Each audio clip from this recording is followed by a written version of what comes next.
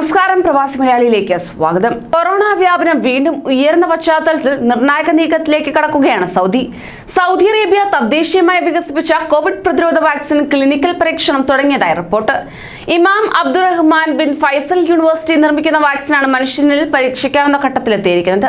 Laboratory പരീക്ഷണങ്ങളിൽ കോവിഡിനെതിരെ ഫലപ്രദമാണെന്ന് കണ്ടെത്തിയതിന് പിന്നാലെയാണ് ക്ലിനിക്കൽ പരീക്ഷണത്തിനായി ഒരുങ്ങുന്നത്. ഇതിനായി വിദ്യാഭ്യാസ മന്ത്രാലയം പിന്തുണ നൽകി വരികയാണ്. വാക്സിൻ മരുന്ന് നിർമ്മാണത്തിൽ AstraZeneca ഉൾപ്പെടെ നിരവധി കമ്പനികളുമായി ഫൈസൽ യൂണിവേഴ്സിറ്റി നേരത്തെ ചേർന്ന് പ്രവർത്തിച്ചിട്ടുണ്ട്. അതേസമയം സൗദി അറേബ്യയിൽ 353 പേർക്ക് കൂടി പുതുതായി കോവിഡ് ബാധ സ്ഥിരീകരിക്കുകയുണ്ടായി. തിങ്കളാഴ്ച ആരോഗ്യ മന്ത്രാലയം പുറത്തുവിട്ട കണക്ക് പ്രകാരം രോഗമുക്തി നിരക്കിൽ കുറവും രേഖപ്പെടുത്തിയിട്ടുണ്ട്. രാജ്യത്താകെ 249 രോഗികൾ മാത്രമാണ് സുഖം പ്രാപിച്ചത്. രാജ്യത്ത് വിവിധയിടങ്ങളിലായി 4 മരണങ്ങളും റിപ്പോർട്ട് ചെയ്തു. ഇതുവരെ രോഗം സ്ഥിരീകരിച്ചവരുടെ ആകെ എണ്ണം 3,70,987 ആയി. ഇതിൽ 3,62,062 പേർ സുഖം പ്രാപിച്ചു. ആകെ മരണസംഖ്യ 6,410 ആയി. 2,515 പേർ രാജ്യത്തെ വിവിധ ആശുപത്രികളിലും മറ്റുമായി ചികിത്സയിൽ കഴിയുന്നു.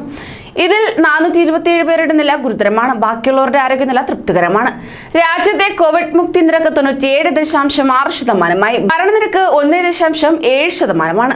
കഴിഞ്ഞ 24 മണിക്കൂറിനിടെ വിവിധ മേഖലകളിൽ റിപ്പോർട്ട് ചെയ്ത പുതിയ കോവിഡ് കേസുകൾ പ്രകാരം റിയാദ് 168, കിഴക്കൻ പ്രവിശ്യ 66, മക്ക 38, അൽബാഹ 23, മദീന 14, അൽ ഖസീം 12, അൽ ജൗഫ് 7, നജ്റാൻ 6, അസീർ 6, വടക്കൻ അതിർത്തി മേഖല 4, ജീസാൻ 3, ഹായിൽ 4, തബൂക്ക് 3 എന്നിങ്ങനെയാണ്.